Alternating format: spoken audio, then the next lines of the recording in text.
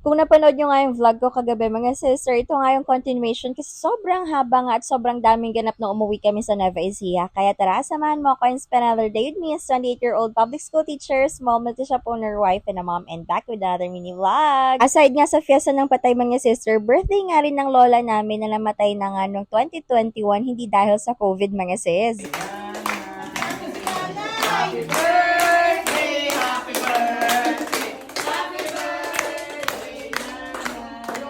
Yung mga bata nga dito mga sister, lahat yan ay apo na nga ni nanay dahil nga yung mga apo niya ay may mga anak na, oh di ba? At ako nga ang panganay sa mga apo mga sis, both mother and father side. Ayan, for the kaway nga ang mga bagets dyan mga sis. And after nun, kumain na rin kami. Nagluto nga yung tito ko from Isabela mga sis ng pansit kabagan. First time ko nga makakatikim nito and iba nga daw yung noodles na ginagamit nila. Target lock nga itong palitaw with Yema feeling, charis. After lunch nga mga sister, ayan, for the video nga ako dyan kasi pupunta na nga kami ng sementeryo. At for the flex ko nga yung eyelashes ko made by my cousin, charis. 2021 nga nung namatay yung lola ko mga sis, and buti na nga lang nung first birthday ni Amira, nakita pa nga niya si Amira. First and last meeting nga nila yun mga sister kasi nga sobrang hirap ng bumiyahe nun dahil nga sa COVID. Actually, nung bumiyahe kami dati pa Nueva Ecija nung namatay nga si nanay, grabe, sobrang pahirapan nga lumagpas sa mga checkpoint. O di ba mga sister, hindi na nga kami kasya dito at kinakailangan na nga expand. Budget na lang ang kulang, char. Hindi pa nga kami kompleto dyan mga sister kasi yung dalawa kong tita na nasa abroad, hindi pa nga sila nakakauwi dito kaya hindi namin alam kung magkakasya kaming lahat dyan, charis. Ayan, for the picture nga kami dyan mga sister kasi ito nga mga kasama ko ay for the sexy nga dati. Pero ngayon nga rice is life na, charis. Magpipicture nga kami dyan mga sis para before and after nga daw. Kaso hanggang ngayon hindi pa kami nakakahagilap ng mga pictures namin dati. Hindi na rin kami masyadong nagdagaw dyan mga sis kasi nga medyo umaambon at baka lumakas nga ang ulan. At uuwi nga rin kaming lahat sa Pangasinan yan mga sister. Pagka uwi nga namin ng bahay, ayan, syempre for the go tayo, magpapa-nail extension nga tayo dun sa pinsan ko. Kung mapapansin nyo nga dun sa mga nakaraang vlog ko mga sis, fake nails nga lang yung ginagamit ko at sariling sikap lang yon, charis. First time ko nga lang mag-inarte ng ganito mga sister kaya sabi ko sa asawa ko ay pagbigyan niya na ako. Sa mga Facebook friends ko dyan mga sis from Nueva Ecija, Bungabon, Palayan City at sa may Cabanatuan City. I-message nyo nga lang ang pinsan ko mga sister dahil nga nag-aayos din siya ng eyelashes at mga nails. Pwede ngang walk-in or home service mga sis pero ang pinakamahalaga, very affordable nga ang mga prices niya. Nung mga oras na yan mga sis, ako na nga lang inihintay ng mga person, lahat sila ay ready na nga to go. Sabi ko nga ay 6 PM na nga lang kami umuwi kasi nga baka ma-traffic lang din kami sa may San Jose. Syempre nainggit din naman yung nanay ko, nagpa-eyelashes din. After nyan mga sis, umalis na rin kami para umuwi ng Pangasinan dahil binabalak nga ng lahat na mag-beach mga sis. Dahil kapag ganitong ang biglaan mga sister ay natutuloy, charis. Kung ikaw nga hindi pa na-share ng blessings, ano pang hinihintay mo? Huwag mong kakalimutan mag-like, mag-share, mag-comment sa video na to at i-follow na rin ng Facebook namin. Dapat nga ay masama ang pangalan mo sa top fan na doon ako pipili. So ayun lang for today's video. Bye!